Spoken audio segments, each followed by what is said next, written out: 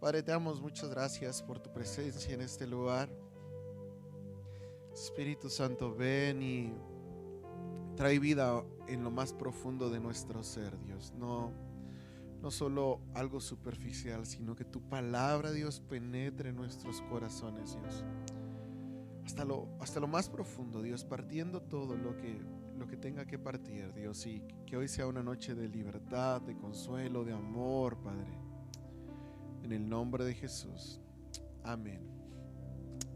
Segunda de Corintios 1, 3 y 4 dice: bendito sea el Dios y Padre de nuestro Señor Jesucristo, Padre misericordioso y Dios de toda consolación, quien nos consuela en todas nuestras tribulaciones, para que con el mismo consuelo que de Dios hemos recibido, también nosotros podamos consolar a todos los que sufren.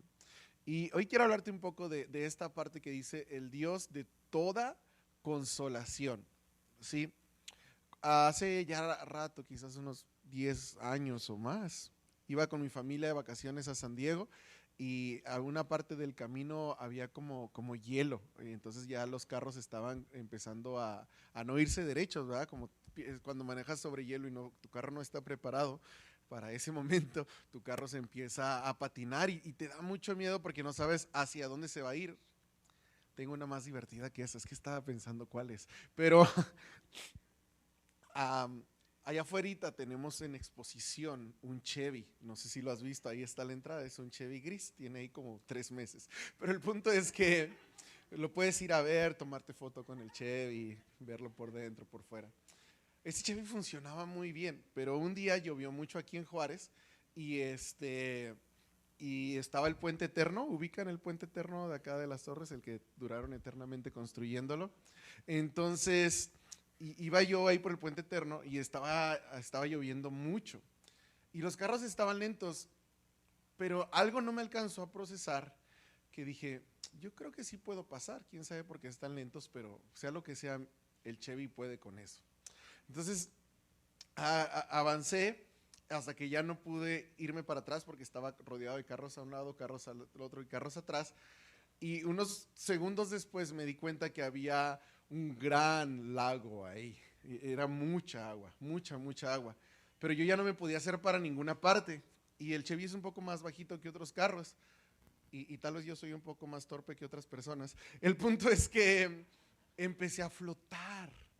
O sea, el Chevy ya no estaba en el piso, el Chevy estaba flotando, pasó de carro a barco en 3 segundos. Entonces, Transformer, autoconvertible.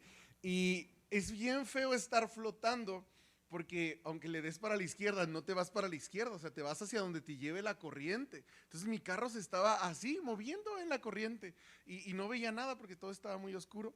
Y en medio de ese caos, se me ocurrió llamar a un amigo aquí a la iglesia, Leo, le marqué, Leo, auxilio, me estoy ahogando. Y me acuerdo que traía la computadora atrás, así que fui como a la parte de atrás, la acerqué ahí como no me voy a ahogar solo y estoy ahí flotando. Y ya llegó Leo en su trocota y me sacó de ahí. Pero ese momento donde estuve yo flotando se sentía muy mal porque no tenía el control, no sabía dónde iba a parar. Y, y no tiene nada que ver, pero pensando en la parte del hielo también, cuando estábamos ahí en el hielo y este momento donde no sabes dónde va a acabar, ni tienes como el control de lo que está sucediendo con el volante, ya sea que estás en un Chevy en medio del agua o que estás en una placa de hielo y tu carro no tiene control, se siente muy desesperante. Y cuando estábamos allí en el hielo, así salió el Army, tipo películas, y nos llevaron a un hotel y nos metieron a un salón de eventos grande y había camas, así como de esas como de los soldados, y nos dieron una barrita de chocolate y una cobijita. Y ahí nos quedamos toda la noche con un montón de desconocidos que iban en el camino. Pero se sintió bien porque pasamos de estar a la deriva sin saber qué iba a pasar con todo lo que sentíamos a sentirnos como con un refugio. Cuando Leo llegó por mí ahí, mientras yo trataba de convertir mi Chevy en barco, y Leo llegó por mí y me sacó de ahí, se sintió tranquilo, se sintió como un refugio cuando otra vez estuve en tierra firme y ya empujado por una camioneta. Y después de eso el Chevy no volvió a hacer lo mismo. Ya no, nadie le encontró la falla, así que bueno, hoy está ahí exhibido, te puedes tomar una foto con él. Entonces dejas $1 ahí en el espejo o algo por la foto. Y Pero eso me hace pensar como en esta sensación que a veces tenemos cuando la vida te deja como a la deriva, ¿no? Se me hace bien bonito cuando tú quieres o sientes hablar de algo, compartir y como que otra persona está hablando de eso. Y ahorita que Erika hablaba de si tú te sientes como con un año pesado, que no encuentras salida, yo sentí eso muy fuerte de Dios cuando pensaba que hablar y sentía que Dios me decía, anímalos. Y todavía en mi necedad pensé, Dios, pero ¿por qué van a estar desanimados y están pagando aguinaldos y ahorros y todo eso? Y Dios me dijo, porque el dinero no da, no suple lo que el alma necesita. Y dije, pues sí es cierto, Dios, por eso tú eres Dios y yo no. Entonces, ah, yo sentía mucho esto animarlo, porque a veces te puedes sentir, tener un año, tener momentos en tu vida, quizás hoy te estás sintiendo como a la deriva, como yo manejando, bueno, no, en el hielo no iba manejando, pero como yo en el hielo a la deriva, o como yo en el agua a la deriva, y sin control, y con la necesidad de que algo te ayude, como que tal vez fueron o tus errores de haberte metido en un camino que no debías, haber tomado decisiones que no debías, o simplemente que fue un mal año y te sientes como angustiado y quisieras que alguien viniera y te rescatara, o que alguien viniera y te diera ánimo. Imagínate esta situación, imagínate que estás en el bosque, imagínate que estás en el bosque y estás como, eres un leñador, está random el ejemplo, pero es bíblico. Entonces estás en el bosque, eres un leñador o leñadora, y al lado de ti hay otra persona que es leñador o leñadora, y como cualquier buen leñador tienes una buena hacha y están los dos hachando, ¿no? O como se diga, ¿no? Entonces están ahí hachando el árbol, cortando el árbol cada uno, y tú le estás dando bien duro a tu árbol con tu hacha, la afilaste antes, si tiene filo le estás dando, tiene muy buen filo, y en una de esas que le pegas así para atrás, se va el filo, o sea, te quedas solo con el palo y se va el otro. Y te acuerdas que había otra persona ahí leñando contigo y ¡cas! Le da en la cabeza y se cae muerto. Imagínate lo horrible que sería eso. Perdón, pero viene en la Biblia. Entonces, cuando pasa eso, Dios les da una solución para ese momento horrible que te podría pasar. Fíjate lo que dice la Biblia. Por ejemplo, supongamos que una persona va con un vecino a cortar leña al bosque, y cuando uno de los dos levanta el hacha para cortar un árbol, la cabeza del hacha se despega del mango y mata a la otra persona. En tales casos, el responsable de la muerte puede huir a una de las ciudades de refugio para vivir a salvo. Estamos hablando de otros tiempos, ¿verdad? Tienes que ver que aquí hace algunos años había aztecas, ¿no? Entonces no puede sonar tan poco civilizado esto. Pero en ese tiempo, cada familia tenía como un representante de la familia que se encargaba de arreglar los asuntos. Dentro de los diferentes puestos que ese representante tenía, había un puesto que era el vengador de la sangre. Era como, los vengadores, pues hay un vengador de la sangre. Si alguien en tu familia sufría un daño y tú eras el vengador, entonces tú ibas y te vengabas, ¿verdad? Es por eso se llamaba así. Entonces tú ibas y podías decir. Entonces en el caso de esta persona que accidentalmente voló el hacha y mató a una persona, él sabía que había un vengador que iba a ir y vengar la sangre del que acababa de matar. Pero esta persona no lo quería matar. Estaba en un momento sin control, donde no sabía qué iba a pasar. Y entonces Dios, cuando instituye la ley, les da una oportunidad y les dice, si llega a pasar algo así, corre y ve a una ciudad de refugio, ¿sí? En Josué, las ciudades de refugio, fíjate, es bien curioso porque, esto es dato curioso de la Biblia, pero las ciudades de refugio se mencionan varias veces en el Antiguo Testamento como cómo deberían de funcionar, pero nunca lees de nadie usándola. Es como, yo creo que sí la usaron, pero no lo registraron, no sé, pero si tú tienes más curiosidad de esto, hay muchas citas de las ciudades de refugio, pero nunca encuentras a alguien usando o aplicando la función de las ciudades de refugio. No tiene que ver con el mensaje, pero se me hizo curioso y se los quería compartir. Pero bueno, el punto es que en Josué 20, 3 y 4 dice, cualquiera que sin querer mate a otra persona podrá refugiarse en esas ciudades y así escapar de los parientes del muerto que quieran vengarse, porque hay un vengador. Al llegar a una de estas ciudades se presentará ante las autoridades que se reúnen a la entrada de la ciudad y les explicará lo que pasó. Ellos entonces lo dejarán entrar y le asignarán un lugar donde pueda quedarse a vivir. ¿sí? Entonces tú pasabas por una situación así donde matabas a alguien accidentalmente y podías correr a una ciudad de refugio. Y en esa ciudad, antes de entrar, te iban a decir, a ver, ¿qué pasó? No, déjame entrar que me van a matar. Pero no, pero dime qué pasó. Es que no puedo pensar porque me van a matar. Y bueno, ahí estabas tratando. Entonces ya les explicabas qué pasó, entrabas y te daban un lugar donde quedarte. O sea, era como un hotel gigante, una ciudad para criminales no intencionales. Entonces ahí estabas tú y te daban tu lugar. Obviamente sí te preguntaban qué pasó y sí lo revisaban, pero si el sacerdote de esa ciudad decidía que no eras culpable, no eras culpable. Y ahí te quedabas hasta que se muriera el sacerdote. Cuando el sacerdote se moría, tú dirías, pues ya se te acabó la protección. No es algo bien curioso y bien bonito, pero cuando el sacerdote se moría, digo, qué bonito que se muera un sacerdote, no, ¿verdad? Pero bueno, cuando el sacerdote se moría, lo que pasaba es que ya quedabas libre. Podías salir de la ciudad de refugio y ya no había problema. Pero mientras el sacerdote estaba vivo, tú tenías que quedarte en la ciudad de refugio para que no te matara el vengador de la sangre, ¿sí? ¿Queda más o menos clara esta ley? Ya no la aplicamos, no tienes que aplicarla, pero más o menos así era, ¿sí? Entonces, hoy ya no nos toca correr a ciudades, ¿no? Ya no es como que, ay, maté a alguien, tengo que correr a una ciudad. No, no es tan fácil hoy, vivimos en otro tipo de tiempo. Pero a veces sí necesitamos correr. A veces sientes esta necesidad de, como lo que decía ahorita Eri, como ya no aguanto este año, ya quiero que se acabe, ya no aguanto esta presión, ya quiero que se termine, ya no me quiero sentir así. He pasado por mucha soledad, he pasado por mucha tristeza, he pasado por mucha frustración, solo ya quiero que se acabe. Y estás como tratando de correr de lo que sea que te está persiguiendo y no encuentras a dónde correr, ¿sí? Entonces ya no corremos a una ciudad de refugio, pero Salmos 46:1 dice, Dios es nuestro refugio y nuestra fuerza. Siempre está dispuesto a ayudar en tiempos de dificultad. Y yo no sé a dónde estás corriendo, pero si algo puedes estar seguro es que hoy Jesús es nuestra ciudad de refugio. Hoy podemos correr a Él cuando te sientes triste, frustrado, lastimado, engañado, traicionado, perdido, que te equivocaste, arrepentido. Cualquiera que sea esa situación que te está persiguiendo, hoy ya no hay una ciudad de refugio a la que puedas correr, pero la Biblia dice, Dios es nuestro refugio y nuestra fuerza. Hay 15 versículos más en Salmos que hablan de cómo Dios es nuestro refugio. Jesús es nuestro refugio, ¿sí? Y creo que todos en algún momento, quizás todos hoy o muchos hoy tienen algo de lo que quisieran refugiarse. Hebreos 6:18 dice, por lo tanto los que hemos acudido a Él en busca de refugio, podemos estar bien confiados, aferrándonos a la esperanza que está delante de nosotros. Salmos 91:9 dice, si haces al Señor tu refugio y al Altísimo tu resguardo, ningún mal te conquistará.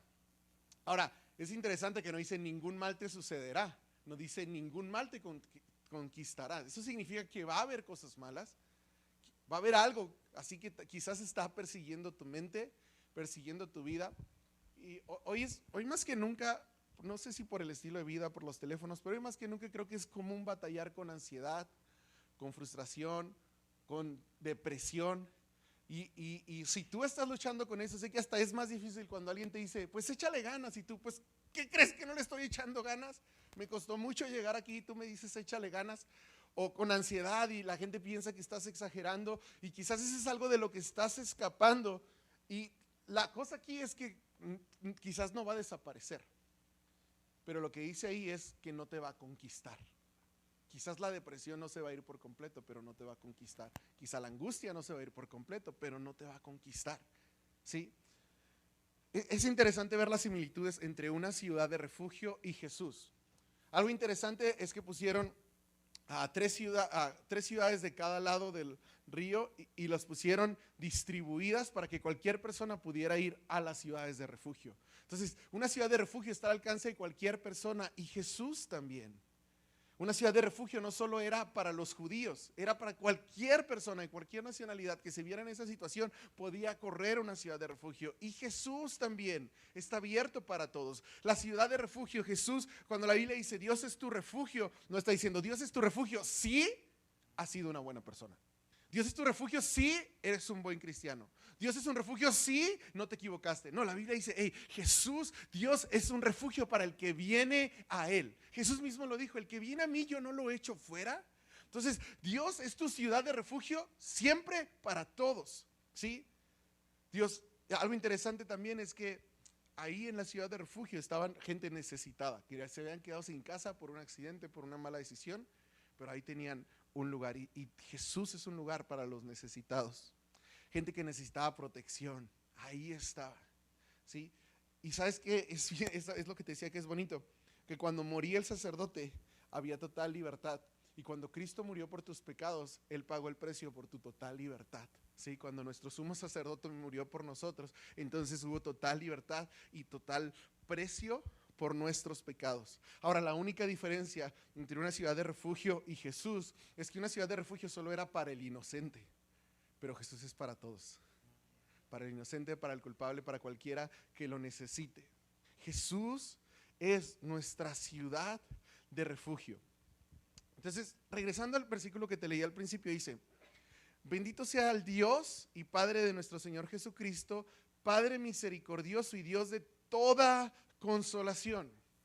Y cuando está usando la palabra toda consolación, una parte significa que no hay nada que Dios no pueda consolar, ¿sí? No, quizás tú estás pasando por una pérdida, un dolor, una angustia, una frustración y te han dicho mil cosas y no te pueden consolar. Pero no hay nada que el Dios de toda consolación no te pueda consolar. Entonces no hay nada que Dios no pueda consolar. Pero específicamente la palabra toda consolación viene del griego paraklesis, que está relacionado con dar fuerza, ¿sí? Con tomar ánimo. Porque cuando nos sentimos desprotegidos, frustrados, no podemos avanzar. Cuando perdemos, como pensando otra vez en mi aventura en los carros, en el hielo y en el agua, cuando estaba sobre el hielo, mi carro ya no podía avanzar. Estaba fuera de su terreno, estaba fuera de su capacidad. Pero entonces viene el Consolador, te da refugio y una vez más puedes avanzar. Mi Chevy no es buen ejemplo porque no avanza, pero lo demás sí. ¿Sí? Pero cuando vienes al Consolador, Él te hace poder volver a avanzar. Ahora, dice Dios de toda consolación. ¿Quién te consuela? ¿El Padre, el Hijo o el Espíritu Santo? ¿De dónde viene el consuelo? Según lo que leemos en 2 Corintios 1:3 dice: bendito sea el Dios y Padre nuestro Señor Jesucristo, que es un Padre misericordioso y Dios de toda consolación. Acorde a este versículo, el Dios de toda consolación es nuestro Padre celestial, ¿sí? Pero luego Juan 14:16 dice: yo pediré al Padre y Él les dará otro consolador para que los acompañe siempre. Entonces también el Espíritu Santo nos puede consolar siempre. ¿Y dónde está el Espíritu Santo? En nosotros. Entonces tienes un consolador ahí todo el tiempo. El Espíritu de Dios está ahí. Juan 14:26 dice: pero el consolador, el Espíritu Santo, a quien el Padre enviará en mi nombre, les enseñará todas las cosas y les hará recordar todo lo que he dicho. Entonces Jesús está diciendo, ok, el Padre, la Biblia dice, el Padre es el Padre de toda consolación. Y luego Jesús dice, ¿saben qué? Pero también tenemos un Espíritu que nos consuela. Y luego Hebreos 2:18 dice: por haber sufrido él mismo la tentación, puede socorrer a los que son tentados. Y sabes, también el Hijo es nuestro paracleto, el Hijo también es nuestro consolador, ¿sí? Entonces en el Padre puedes encontrar consuelo, en el Espíritu Santo puedes encontrar consuelo, en el Hijo puedes encontrar consuelo. ¿Qué nos dice esto? Que la forma de ser de Dios es toda, en su Trinidad, en toda su expresión, un Dios que te consuela y que te ayuda cuando ya no quieres seguir. Cuando sientes que ya no vas a poder, que te equivocaste demasiado y que no lo vas a poder arreglar, que te sientes demasiado mal, que nunca te habías sentido así, que ni los doctores saben que tienes. Bueno, en ese punto donde ya no tienes el ánimo para seguir, ahí tienes un Dios que te puede consolar y darte el ánimo para seguir. Me gusta verlo así: Dios en cada aspecto de su ser está lleno de consolación, fuerza y de ayuda hacia nosotros. En cada aspecto de su ser. No es como que hoy Dios se levantó con ganas de ayudarte, pero mañana no. O sabes que Dios ya te ayudó mucho. Y como no te has ayudado, Él no te va a ayudar. Ya ven que te he dicho de ayúdate que yo te ayudaré. Entonces, no hay un punto donde la esencia de Dios ya no sea un Dios que te ayuda. Y quizás estamos acostumbrados a ver el Dios que se hizo hombre y murió por nosotros, y gloria a Dios por ese sacrificio, porque ninguno de nosotros estaríamos aquí sin Él. O también conocemos el Dios todopoderoso que creó el cielo y la tierra. O también podemos conocer el Espíritu Santo que nos da el poder para vivir una vida cristiana. Pero a veces puede ser que se te haya perdido de vista que tenemos un Dios ayudador, que te quiere ayudar en todo lo que necesitas. Porque lo que vemos es que su naturaleza completa es un Dios que ayuda, que consuela. Y la Biblia lo dice. Hebreos 4:16 dice: así que cuando tengamos alguna necesidad, acerquémonos con confianza al trono de Dios. Él nos ayudará, porque es bueno y nos ama. Ahora, eso está bien, padre. ¿Por qué no dice Él nos ayudará? Porque nosotros le echamos muchas ganas. Él nos ayudará porque venimos a Midweek. Él nos ayudará porque hoy sí oramos. Él nos ayudará porque ya leímos toda la Biblia. Dice, Él nos ayudará porque es bueno y nos ama. Está en su esencia el ayudar, y también está en su esencia el hacerlo, el querer hacerlo, la razón por la que lo hace. ¿Sí? Es triste que a veces hay cristianos que buscan refugio o ayuda en santería, refugio en medicina antes que en Dios, refugio en otras personas antes que en Dios. Pero la Biblia dice que Él nos va a ayudar porque Él es bueno y Él nos ama. Entonces, en medio de la situación que enfrentes, tienes un recurso que quizás no has estado usando, y es este: Dios, ayúdame. Y Él te va a ayudar porque es bueno y te ama. En medio del dolor que estés sintiendo, hay un recurso que no has usado, y es decirle: Dios, ayúdame con este dolor que siento, ayúdame con esta frustración que siento, ayúdame con esta depresión que siento. Porque no solo es un Dios lejano, todopoderoso, es un Dios que sí sostiene todo el universo, pero en el momento que tú lo necesites también sostiene tu corazón, porque es bueno y te ama.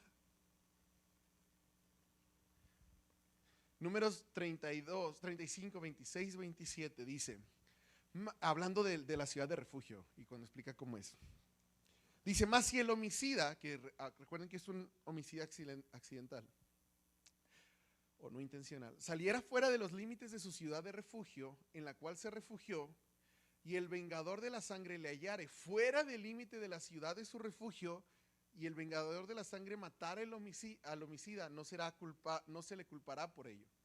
Lo que está diciendo es, ok, si esta persona que está en la ciudad de refugio deja la ciudad de refugio, entonces el vengador puede destruirlo. ¿No se parece un poco a lo que dijo Jesús cuando dijo: yo soy la vid y ustedes son los pámpanos, separados de mí nada pueden hacer? Y es cuando nosotros salimos de la voluntad de Dios, de estar bajo su amor, bajo su gracia, y decimos: no, yo quiero mi camino. Entonces te pones en un terreno de ataque. Y tú dices: yo sé que esto está mal, yo sé que no lo debería hacer, yo sé que no debería salir de su voluntad, pero quiero salir. Entonces te pones en un lugar donde sabes que también hoy tal vez no hay un vengador, pero hay un diablo que es como un león rugiente buscando a quien devorar. Hay un enemigo, un adversario que lo que quiere es destruir tu vida. Hay tentación en el mundo. Entonces, en el momento donde tú sales de la voluntad de Dios, te pones en esa situación de riesgo. Ahora, la buena noticia es que si estás vivo, tienes toda la oportunidad de regresar a Jesús, a tu ciudad de refugio. Si hoy estás tú fuera de la voluntad de Dios y tú sabes que diste pasos fuera del lugar donde Dios te había puesto, que diste pasos alejándote de lo que Él había estipulado para ti, de lo que tú sabías que no tenías que dejar, y lo dejaste y te alejaste, pero si tú estás con vida, tienes oportunidad de regresar a Jesús y de arrepentirte y decir: aquí estoy, Dios. Mira, y es que es fácil estar cerca cuando todo va bien. Es como: estoy bien con Dios, pues todo me está yendo muy bien. Lo usamos como hasta un amuleto: me está yendo muy bien porque voy a la iglesia.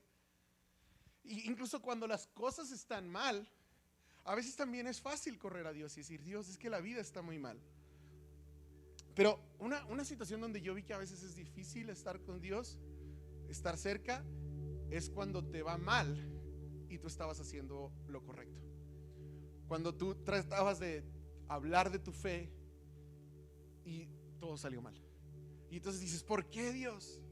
¿Por qué, Dios, si yo sirvo, si yo te busco, si yo vengo a la iglesia, por qué entonces me va mal? Y es un momento difícil ahí. Si te vuelvo a leer el primer versículo que te leía, dice: bendito sea el Dios y Padre de nuestro Señor Jesucristo, Padre misericordioso y Dios de toda consolación. Y luego el versículo 4 dice: quien nos consuela en todas nuestras tribulaciones. Y si algo podemos tener claro de esto y de lo demás que hemos leído, es que tribulaciones son inevitables. O sea, las vas a tener sí o sí. Te vas a sentir mal, te van a lastimar, te vas a equivocar. O sea, tribulación es un ingrediente de la vida. Jesús lo dijo: en el mundo van a tener aflicción. O sea, no esperes vivir una vida sin tribulación, sin aflicción, sin prueba, sin tentación, donde todo es como el sol brillando. No existe en esta tierra. En el cielo, un día donde no hay llanto ni dolor, estaremos con Jesús por la eternidad, sin llanto ni dolor ni enfermedad, y será lo mejor. Estaremos en su presencia disfrutándolo, pero no estamos en el cielo. Entonces aquí va a haber tribulación, sí o sí. Pero lo que dice es: Él te va a consolar en todas tus tribulaciones. ¿Y qué haces cuando estás pasando por una tribulación? ¿A dónde corres? Quizás a veces corres con otra persona que ni es parte de tu familia, pero te sientes en un refugio con él, con ella. Corres a escribir mensajes incorrectos, corres a ver contenido incorrecto, corres a comer comida incorrecta. Es que mira, aquí nadie puede apuntar hacia nadie, porque todos hemos corrido hacia un lugar incorrecto en medio de la tribulación. Quizás corres a un vicio que ya habías dejado. Quizás corres de Dios. Dices: no quiero saber nada de Dios y voy a tener tribulación. Y es como si trataras de pelear con las manos que te están tratando de sostener. Entonces, ¿a dónde corres cuando estás pasando por una tribulación? Porque qué difícil es estar cerca de Dios cuando estás pasando por una tribulación. Como que nuestra tendencia, nuestra naturaleza es alejarnos de aquel que nos puede abrazar, de aquel que nos puede consolar. Como cuando un niño se cae y está tan enojado que se quiere acercar a su papá y es como: no, aléjense, me siento muy mal. Pero no se da cuenta que eso es lo que necesita. Y a veces somos igual. ¿Qué haces cuando te va mal por hacer el bien? Hay un momento donde Pablo y Silas pasan por un lugar siempre para orar, y hay una mujer que la utilizan porque tiene un espíritu demoníaco y adivina el futuro. Entonces hay gente que hace negocios con eso. Pero la mujer hablaba de ellos y decía: aquí vienen hombres de Dios, y hablaba bien de ellos. Eso está en Hechos 16. Quiero leerte lo que decía la mujer. No me lo quiero inventar. Hechos 16 dice: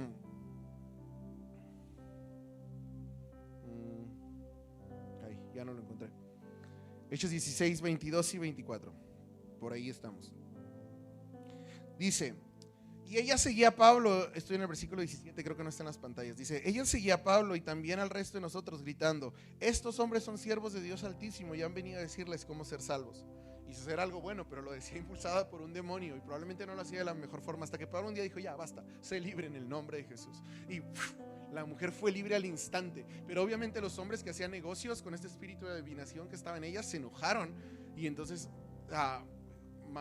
como hicieron trampa para que los metieran a la cárcel. Dijeron que ellos estaban haciendo algo que no estaban haciendo. Total, los meten a la cárcel. Y no solo los meten a la cárcel, dice la Biblia que los meten a la parte más profunda de la cárcel. Ahora, las cárceles ahí no era como profundo que estaba hasta el fondo, sino profundo que literal estaba hasta abajo de la cárcel, ¿sí? Era como un calabozo muy profundo. Entonces, si tú crees que si estás debajo de la celda de otro, de que está debajo de la celda de otro, o sea, ¿qué crees que es lo que cae ahí? Pues los desechos de todos. O sea, lo peor de todo lo que está arriba termina ahí abajo. Y ahí es donde estaban ellos. ¿Y qué habían hecho ellos? Iban camino a orar. Habían liberado a una endemoniada. Hablaban de la enseñanza de Jesús. Y encima de todo eran romanos, que en teoría no debían de estar presos. Y aunque no estaban haciendo nada malo, les fue muy mal. De repente, en un instante donde ellos hicieron lo correcto, todo salió mal. Y creo que debemos quitarnos la idea de que hacer lo correcto significa que te va a ir bien. Y yo creo que hoy menos que nunca, ¿sí? Porque siempre que trates de avanzar hacia la dirección correcta va a haber resistencia. A la gente no le gusta hacer las cosas correctas. A Satanás no le gusta que hagas las cosas correctas. Entonces, siempre que tú trates de avanzar en el camino correcto, probablemente vas a tener resistencia. Y por favor, no esperes hacer algo bien y que sea recompensado aquí. Tu recompensa está en el cielo, y ahí vas a recibir tu galardón y vas a poder lanzar esa corona a los pies de Jesús. Pero lo más normal cuando tú haces lo correcto es que te vaya mal, que otros se burlen de ti, que otros se aprovechen de ti, y ya Dios te honrará, quizás aquí en la tierra, quizás en el cielo. De repente vivimos un cristianismo muy cómodo que nos olvidamos que hubo mártires que se levantaron a hacer lo correcto y murieron, y nosotros nos enoja que no nos vaya bien porque hicimos algo correcto. Si te va bien, qué bueno, pero la recompensa, la garantía no es para esta tierra, es para la eternidad. Entonces ellos se levantaron a hacer lo correcto y entonces están ahí encerrados, frustrados. Y alguien puede haber dicho, no, pues ¿sabes qué? ¿Para qué predicamos si así nos va a pagar Dios? ¿Para qué oramos por los enfermos si esto va a pasar? ¿Para qué veníamos a orar si esto iba a pasar? Dice que la gente se amotinó. Fíjate lo que dice el versículo 22 antes de que los encerraran. Dice, entonces la multitud se amotinó contra Pablo y Silas. Luego los magistrados mandaron que arrancaran sus ropas, los azotaran. Después de darle muchos golpes, los echaron en la cárcel y ordenaron al carcelero que los custodiara con la mayor seguridad, como si fueran los peores criminales. Al recibir esta orden, los metió en el calabozo interior y los dejó, y les dejó sus pies con un cepo, ¿no? Con esto que ponen ahí que ni puedes caminar. O sea, ve qué mal les fue por hacer lo correcto. Y quizás sabes si tú te puedes sentir así, que la gente de la vida te ha maltratado, que las cosas no han funcionado como tú esperabas, que hiciste algo bien y salió todo mal en tu contra, o que estás olvidado en la parte más profunda. O sea, no es como que ellos pusieron en WhatsApp, oigan, nos arrestaron ahí para que estén orando por nosotros. Nadie sabía dónde estaban. Los fueron a ver orar y desaparecieron. No podían avisar que estaban ahí abajo, no podían decir dónde estaban. No es como que los encerraron pero se pusieron a ver Netflix. Estaban encerrados en lo más profundo después de haber sido golpeados por hacer cosas que estaban bien. En el fondo del calabozo quizás incluso te has sentido así después de hacer algo que era correcto. Y te puedes decepcionar y puedes decir, entonces ¿de qué sirve? ¿De qué sirve la vida cristiana? ¿Para qué hago esto si me va a ir mal? Pero entonces no te estás refugiando en Jesús. Te estás refugiando en la lógica, te estás refugiando en las expectativas, en la cultura de este mundo. Y dice que a eso de la medianoche Pablo y Silas se pusieron a orar y cantar himnos a Dios, y lo decían tan fuerte que los otros presos lo escuchaban. Entonces, ¿qué debes de hacer cuando necesitas consuelo, refugio, ayuda? ¿Qué sería la mejor idea de lo que puedes hacer cuando necesitas consuelo, refugio y ayuda? Cantar y orar a Dios. Tan simple que lo hace difícil. Pero ¿estás hoy viviendo un mal tiempo? Canta y ora a Dios. Y no estoy diciendo que hablar con alguien esté mal, pero lo que más necesitas es cantar y orar a Dios. Es tan simple que parece mentira, pero es de verdad poderoso. Porque cuando oramos y cantamos a Dios en medio de la aflicción, ahí en medio del dolor, ahí suceden milagros. Cuando adoras, mira, cualquiera puede adorar a Dios cuando le está yendo bien. Hasta los ateos lo hacen. Ay, gracias a Dios. Pues no, que no creías en Dios. Ay, sí, se me fue. ¿Sí?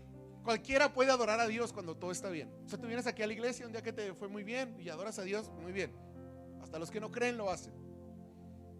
Hasta los que saben que Dios existe pero no viven una vida para agradarlo, dicen, ay, gracias a Dios ya pasó esto.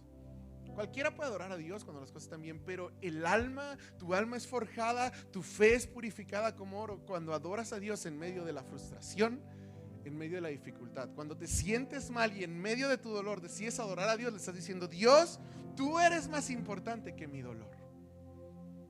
O dices, no, mi dolor es lo más importante. ¿Cómo voy a adorar a Dios si me siento tan mal? Vivo para sentirme mal. Es decir, no, Dios, tú eres más grande que mis errores. Eso es correr a la ciudad de refugio. Es decir, voy a dejar mi comodidad, voy a dejar donde estoy, voy a dejar mis planes y voy a correr al único lugar donde puedo encontrar refugio: Jesús. Dice que después de que estuvieron cantando y orando, Hechos 16, 30, 33 dice, después que hubo un terremoto y se empezaron a abrir todas las puertas, el guardia se asustó y ya se iba a suicidar porque vio las puertas abiertas, y Pedro le dice, espérate, aquí estamos todos, tranquilo. Entonces se saca mucho de onda. Todavía no entiendo cómo pasó esto. Luego lee ese fragmento, si alguien sabe también después me lo platica. Pero porque dice que él habló con toda su familia y toda su familia fue salva, pero luego dice que él seguía encarcelado. Entonces no sé si él el soldado llevó a toda su familia a que escucharan el evangelio de ellos, o si los sacó, estuvieron en su casa, cenaron y luego los volvió a regresar. No sé, la Biblia es muy interesante, léelo y me das tus teorías. Hechos 16, 30 y 33 dice: después los sacó, pero es que yo no sé si los sacó de la cárcel o los sacó nomás de la celda. Pero dice: y les preguntó: señores, ¿qué debo hacer para ser salvo? Ellos le contestaron: creer en el Señor Jesús y serás salvo, junto con todos los de tu casa. Y ya dice que toda su familia fue salva. Y sabes, cuando recibes el consuelo de Dios, tú puedes consolar a otros. El versículo que te leí al principio, el versículo 4 de 2 Corintios 1 dice: quien nos consuela en todas nuestras tribulaciones, que con el mismo consuelo que de Dios hemos recibido, también nosotros podemos consolar a todos los que sufren. Y es algo increíble. Mira, cuando estás pasando por dolor, no entiendes por qué estás pasando por ese dolor, por esa aflicción, o aun si fue un dolor que tú provocaste, dices: es que qué de bueno puede salir de aquí. Pero nuestro Dios es tan grande que transforma tus peores pecados en una forma de dar consuelo a otros. Nuestro Dios es tan grande que transforma tu lucha contra la depresión, contra la ansiedad, en una forma de poder dar consuelo a otros que también luchan con eso. Nuestro Dios es tan grande que transforma tus emociones más oscuras en una forma en que puedes dar consuelo a otros que pasan por ahí. Solo Dios puede hacer eso, porque vas a conseguir un terapeuta, un psicólogo que quizás te va a ayudar a hacerte sentir bien y a poder avanzar, pero solo Dios va a poder transformar lo roto en algo que ahora construye otras cosas rotas y las vuelve a pegar. Ese es nuestro Dios. Nuestro Dios puede transformar así la parte más oscura, de más dolor de tu vida, en una parte que ahora da consuelo a otros. Y tú dices: pero es que yo no me siento amado. Pues Dios te va a dar tanto amor que ahora vas a poder tú ir y amar a otros. Es que yo me siento muy rechazado. Pues Dios te va a dar tanta aceptación que tú vas a poder ir y aceptar a otros. Es que yo me siento abandonado. Pues Dios te va a dar tanta compañía que tú vas a poder ir y acompañar a otros. O sea, de todo el consuelo que el Dios de toda consolación te da, te va a dar tanto que te va a sobrar para dar, para regalar y para cubrir a otros más. Es el poder de nuestro Dios. Incluso a veces, tal vez ese consuelo no va a venir de Dios, no va a mandar un ángel, pero alguien que ya pasó por tu situación te va a poder ayudar y dar consuelo, así como tú un día vas a poder ayudar y dar consuelo a alguien más. No sé cuál es tu situación que requiere consuelo, pero yo creo que en definitiva Dios puso este sentir de hablar de consuelo porque muchos aquí lo necesitan. Y quiero decirte algo: Dios sí te entiende. Quizás has hablado con otras personas de tu soledad y cómo no lo entiendes, y ni tú mismo entiendes por qué te sientes así. Dios sí te entiende. Quizás es un problema de ansiedad, de estrés, de depresión, que no lo puedes explicar, que dices: es que yo no me debería sentir así, pero te sientes así. Dios te entiende. Quizás estás pagando las consecuencias de un error, de una mala decisión que tomaste y te sientes frustrado, frustrada, sin salida. Dios te entiende. Salmos 34, 18 dice: el Señor está cerca de los que tienen quebrantado el corazón. Cuando tú sientes: es que estoy hecho pedazos, Dios está ahí al lado. Es lo que dice la Biblia. El Señor está cerca de los que tienen quebrantado el corazón. Y si tú sientes que hoy tu espíritu está destrozado, el Señor rescata a los de espíritu destrozado. Dice Salmo 51, 17: tú, oh Dios, no desprecias el corazón quebrantado y arrepentido. Entonces quizás hoy estás así, huyendo. Ven a Jesús. ¿Y qué tienes que hacer ahí? Canta y ora. Nada más. No tienes que ir con otra persona. No tienes que ir a buscar otra vez el vicio. No tienes que alejarte de la iglesia y alejarte de Dios. No. Ven a esta ciudad de refugio que se llama Jesús. Canta y ora. Y me gustaría que pase el grupo, y si gusta cerrar tus ojos ahí donde estás, solo para que te concentres, te enfoques quizás en